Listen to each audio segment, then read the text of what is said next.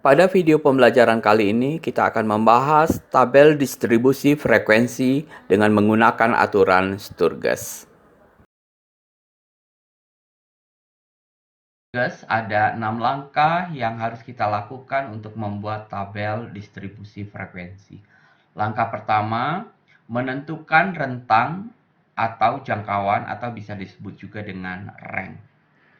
Rank atau rentang dapat ditentukan dengan rumus menentukan selisih data terbesar dengan data terkecil atau X maksimum dikurang X minimum. Langkah kedua, menentukan banyak kelas, yaitu dengan rumus K sama dengan 1 ditambah 3,3 log N. N adalah banyak data. Langkah ketiga, menentukan panjang kelas atau interval. Panjang kelas dapat ditentukan dengan rumus rentang dibagi banyak kelas. Rentang adalah nilai yang kita peroleh pada langkah pertama, sedangkan banyak kelas adalah nilai yang kita peroleh pada langkah kedua. Selanjutnya langkah keempat, yaitu menentukan batas kelas. Batas kelas atas dan batas kelas bawah, di mana data terkecil itu selanjutnya kita tetapkan sebagai batas bawah dari kelas pertama. Langkah kelima, menyusun kelas interval. Langkah keenam, menghitung frekuensi dari masing-masing kelas dengan menggunakan turus. Selanjutnya, mari kita amati satu contoh berikut. Di bawah ini ada data hasil ulangan matematika dari 40 orang siswa. Datanya sebagai berikut. Tugas kita adalah menyusun tabel distribusi frekuensi berkelompok dari data yang disajikan. Kita akan gunakan aturan Sturges untuk menyelesaikan persoalan ini.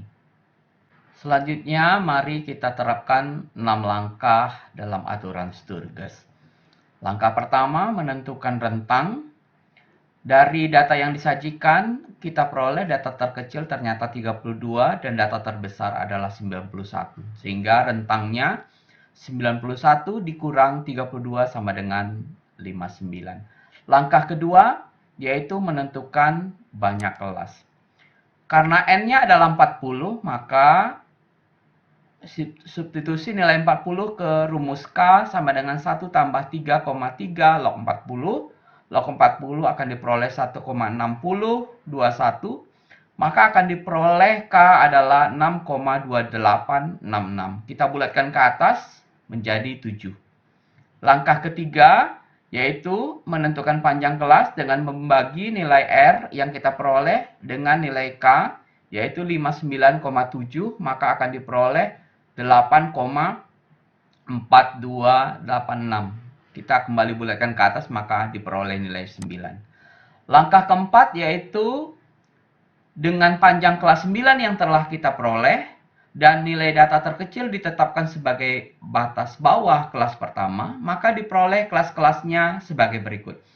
Nilai terkecil 32, kemudian kita cacah dengan panjang kelas 9, 32, 33, 34, 35, 36, 37, 38, 39, 40. Sehingga kita peroleh batas atas dari kelas pertama adalah 40. Sehingga sudah kita peroleh kelas pertama, intervalnya adalah 32 sampai 40. Untuk kelas kedua, kita mulai dari 41, lakukan langkah seperti untuk menentukan kelas pertama, cacah dengan panjang kelas 9, maka akan kita peroleh batas atasnya 9. Demikian seterusnya sampai kelas ke-7. Karena ada banyak kelas yang kita peroleh tadi sesuai dengan langkah sebelumnya adalah 7 kelas. Kemudian langkah ke-6 kita sajikan dengan atau dalam bentuk tabel distribusi frekuensi seperti berikut. Jadi kita mulai dengan kolom pertama, yaitu interval yang kita peroleh sebanyak 7 kelas. Kemudian kita turus atau kita hitung. Misalnya, untuk nilai siswa yang berada di antara 50 sampai 58. Ada berapa banyak siswa yang nilainya 50 sampai 58? Ternyata ada 1, 2, 3, 4, 5, 6.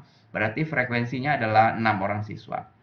Atau berapa siswa yang nilainya antara 77 sampai 85. Setelah kita perhatikan data, ternyata ada 2 orang siswa. Demikian